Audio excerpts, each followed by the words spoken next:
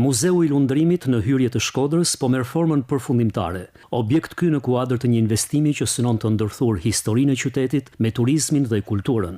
Kanë hyrë në fazën përfundimtare punimet për ndërtimin e Muzeut të Lundrimit në breg të lumit Buna në Shkodër, një investim ky që është pjesë e projektit të përgjithshëm të hyrjes së qytetit të Shkodrës, për të cilin po punohet prej 2 vitesh. Përveç se në ambientet e brendshme dhe të jashtme të objektit, po ndërhyhet edhe për krijimin e sheshit të ri të eventeve, një hapësirë kjo bashkëkohore e konceptuar për zhvillimin e aktiviteteve kulturore dhe artistike. Aktualisht po punojmë për vendosjen e shtesave të murit e pjesa të terracës, ku do disa lodhe një konstruksion metalik që imiton një varr, ka pjesën më të dukshme dhe pjesën më atraktive në gjithë objektit. Në pjesën e jashtme nga ana e Bunës është marrë pjesa e hidroizolimit, ku do vendoset pjesa e gjithë Bunës. Deri në pjesën veriore që ka shkallat, lidhen pastaj me amfiteatrin dhe me pjesën tjetër.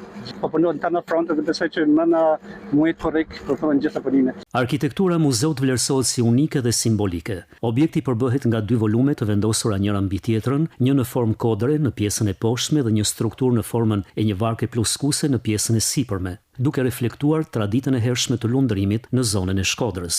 Muzeu i Lundrimit pritet të shndërrohet në një simbol të ri të peizazhit urban dhe kulturor të qytetit, si dhe një pikë e rëndësishme referimi turistik për gjithë rajonin.